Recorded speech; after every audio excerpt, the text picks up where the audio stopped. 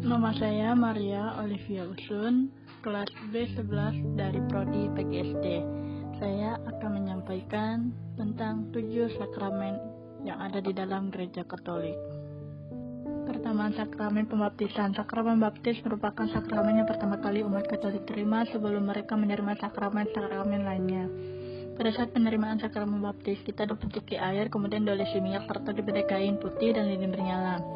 Hal ini merupakan lambang bahwa kita telah dibersihkan dari dosa asal dan siap menjadi terang bagi sesama.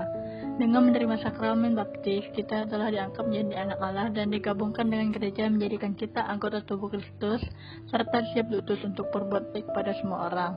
Kedua, sakramen penguatan atau sakramen krisma.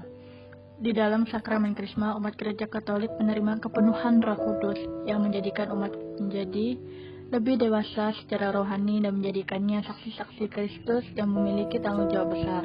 Ketiga, sakramen Ekaristi. Kristus mengasihi gerejanya tanpa batas dengan memberikan tubuh dan darahnya sendiri kepada setiap anggota keluarganya di dalam perjamuan Ekaristi. Ekaristi merupakan penyempurnaan dari perjamuan Paskah Perjanjian Lama yang ditandai dengan kurban anak domba yang membebaskan orang-orang Israel dari maut.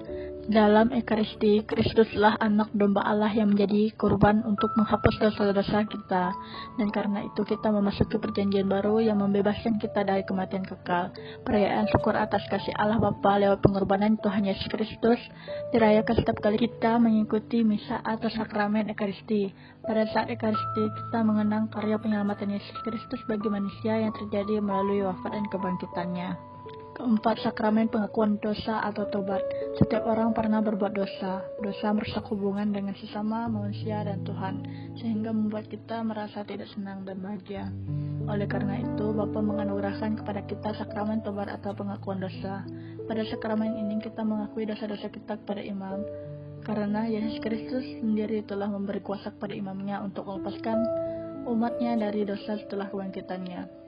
Melalui sakramen tobat, kita menerima pengampunan dosa dari Allah Bapa beserta rahmat-Nya yang dapat membantu kita untuk menolak godaan dosa di waktu yang akan datang, sehingga menjadikan kita hidup lebih damai.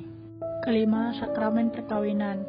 Sebagian besar orang dipanggil untuk hidup berumah tangga. Melalui sakramen perkawinan, Tuhan memberikan rahmat yang khusus kepada pasangan yang menikah untuk menghadapi berbagai macam tantangan yang mungkin timbul, terutama sehubungan dengan membesarkan anak-anak dan mendidik mereka untuk menjadi para pengikut Kristus yang sejati.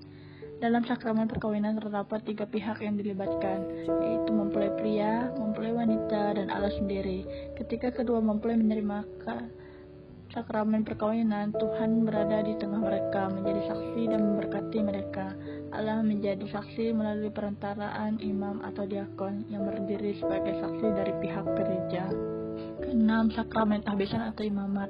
Para imam merupakan orang yang dipanggil secara khusus oleh Tuhan Yesus. Untuk menjawab panggilan Tuhan tersebut, maka mereka harus mengikuti pendidikan di sekolah seminari menengah tinggi serta menjalani masa orientasi di pastoral di tengah umat. Setelah menyelesaikan tahapan pendidikan tersebut, maka mereka ditahbiskan oleh uskup untuk menjadi seorang imam.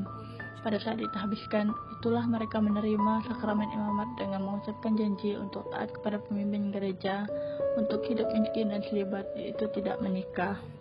Dan terakhir, sakramen urapan orang sakit.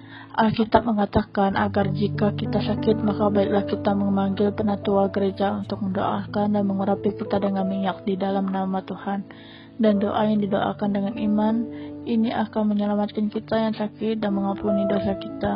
Oleh karena itu, sakramen urapan orang sakit ini tidak hanya dimaksudkan untuk menguatkan kita di waktu sakit, tetapi juga untuk membersihkan jiwa kita dari dosa dan mempersiapkan kita untuk bertemu dengan Tuhan. Jadi kesimpulannya adalah sakramen merupakan rahmat terbesar yang disediakan Allah Bapa melalui gerejanya. Oleh karena itu, sebagai umat beriman sudah seharusnya kita menerima sakramen-sakramen tersebut agar kita dapat memperoleh anugerah keselamatan dan perlindungan dari Tuhan. Sekian yang dapat saya sampaikan, saya ucapkan terima kasih.